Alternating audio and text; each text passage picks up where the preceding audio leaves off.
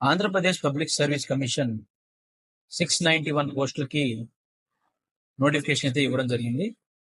అందులో 256 forest beat officer post, 435 assistant beat officer post.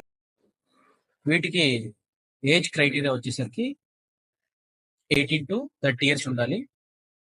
కొన్ని పోస్టులకి ఎస్సీ ఎస్టీ ఈడబ్ల్యూఎస్ వాళ్ళకి 5 years సడలింపు, అలాగే క్యారీ ఫార్వర్డ్ పోస్టులకి ఎస్సీ ఎస్టీ వాళ్ళకి 10 years సడలింపు ఇవ్వడం జరిగింది. ఇక్కడ మనం గమనించాల్సిన విషయం ఏంటంటే, ఎవరైతే 10 years సడలింపు అప్లికబుల్ చేస్తారో వాళ్ళు 5 years సడలింపుకి ఎలిజిబుల్ కాదు అనగా ఫ్రెష్ పోస్టులు ఉన్నాయి కదా, వాటికి ఎలిజిబుల్ కాదని ఏపీపీఎస్సీ నోటిఫికేషన్లో ఇవ్వడం జరిగింది. అప్లికేషన్ స్టార్ట్ డేట్ వచ్చేసరికి 16th July నుంచి స్టార్ట్ అవుతుంది. అలాగే లాస్ట్ డేట్ వచ్చేసరికి 5th August వరకు ఉంది. సో దాదాపుగా 20 days అనేది ఆన్లైన్ అప్లికేషన్కి ఏపీపీఎస్సీ ఇవ్వడం జరిగింది.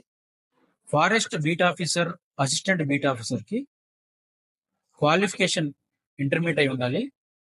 అండ్ ఫిజికల్ మెజర్మెంట్స్ వచ్చేసరికి మెన్ క్యాండిడేట్కి 163 centimeters అయి ఉండాలి. విమెన్ క్యాండిడేట్ మినిమం 150 centimeters అయి ఉండాలి.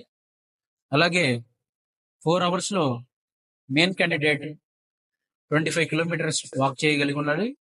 అలాగే ఫీమేల్ క్యాండిడేట్ 16 kilometers వాక్ చేయగలిగి ఉండాలి. ఎగ్జామ్ ప్యాటర్న్ ఈ ఫారెస్ట్ బీట్ ఆఫీసర్కి మరియు అసిస్టెంట్ బీట్ ఆఫీసర్ వచ్చేసరికి 3 stagesలో ఉంటుంది. Prelims and mains and CPT. ప్రిలిమ్స్లో 150 marksకి ఎగ్జామ్ ఉంటుంది. మెయిన్స్ వచ్చేసరికి 200 marks అండ్ ఒక 50 marks క్వాలిఫైయింగ్ పేపర్, అది జనరల్ ఎస్ఏ ఇస్తారు.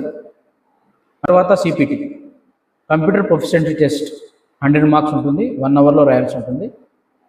సో ఏ ప్యాటర్న్లో అయినా మినిమం క్వాలిఫైయింగ్ మార్క్స్ అనేది కేటగిరీ వైజ్గా ఓసీలకి 40%, బీసీలకి 35%, ఎస్సీ ఎస్టీలకి 30% ఖచ్చితంగా రావాలి అని చెప్పేసి ఏపీపీఎస్సీ విడుదల చేసిన నోటిఫికేషన్లో మెన్షన్ చేయడం జరిగింది.